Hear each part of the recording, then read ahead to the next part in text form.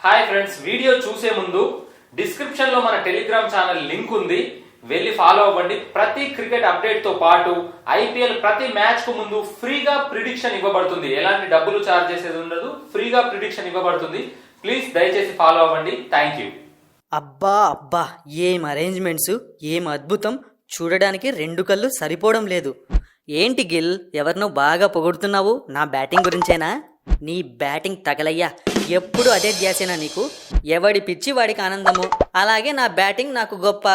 నీ బ్యాటింగు నా బ్యాటింగు కాదు, ప్రస్తుతం ఇండియా మొత్తం ఒకే ఒక ఫీవర్తో ఊగిపోతోంది. ఐపీఎల్కి ఇంకా 2 నెలల టైం ఉంది, T20 వరల్డ్ కప్ కు ఇంకా 5 నెలలు ఉంది. ఇప్పుడేముంది?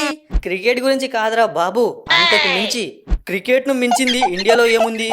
ఒక్క క్రికెట్ కాదు, అన్ని భావోద్వేగాలను మించిన గొప్ప నినాదం జై శ్రీరామ్. ఈ క్రికెట్ మాయలో పడి మర్చిపోయాను.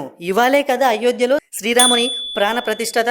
అబ్బా, ఇప్పుడు వెలిగిందా నీ బల్బు? తలుచుకుంటుంటే ఎంతో ఆనందంగా ఉంది. 500 ఏళ్ల భారతీయుల కళ నెరవేరింది. నన్ను కూడా ప్రతిష్టకు ఇన్వైట్ చేసి ఉంటే బాగుండేది. ఇది నీకు ఓవర్ అనిపించడం లేదు రింకు? నీకంటే సీనియర్ను, నన్నే పిలవలేదు, ఇక నిన్ను పిలుస్తారా?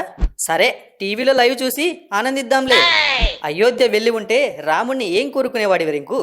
ఇంకేముంటుంది, ఆడిన ప్రతి మ్యాచ్ టీమిండియా గెలవాలి, ఆ గెలిచిన టీంలో నేను ఉండాలి. అబ్బో, నీ కోసం కాకుండా టీం కోసం కోరుకుంటాను అన్నావు చూడు, అక్కడ నా మనసు గెలిచేసావు. Thank you. ఇంతకీ నువ్వైతే ఏం కోరుకుంటావు గిల్? నేను కూడా నీలానే ఆడిన ప్రతి మ్యాచ్ టీమిండియా గెలవాలి, ఆ గెలిచిన టీంకు నేను కెప్టెన్గా ఉండాలి. ఇది టీమిండియా కోసం కోరుకున్నట్టు లేదు, నువ్వు కెప్టెన్ కావాలని కోరుకున్నట్టుంది. మనిషి అన్నాక కాస్త స్వార్థం ఉండాలి రింకు.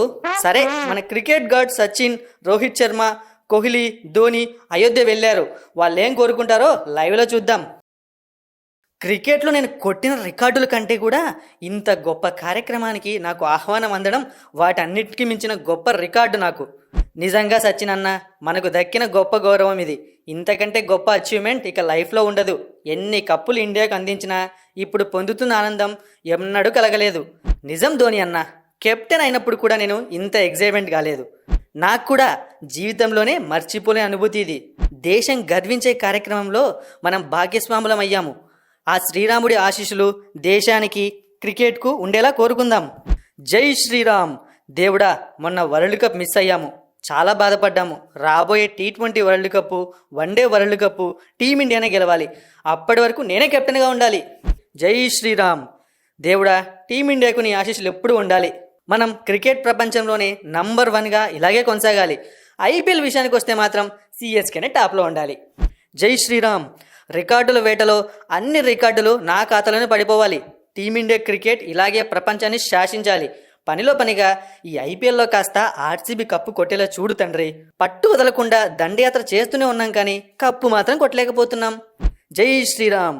ఇండియా కేవలం క్రికెట్లోనే కాదు, అన్ని రంగాల్లో టాప్లో దూసుకుపోయేలాగా నీ ఆశీస్సులు ప్రతి భారతీయుడికి ఉండాలని కోరుకుంటున్నా.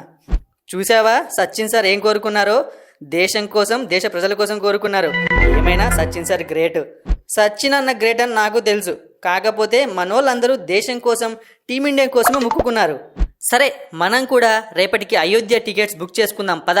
అయోధ్య వెళ్ళి ఒక్కసారి రాముని దర్శించుకొని వచ్చే వరకు నాకు వేరే ధ్యాసే ఉండేలా లేదు.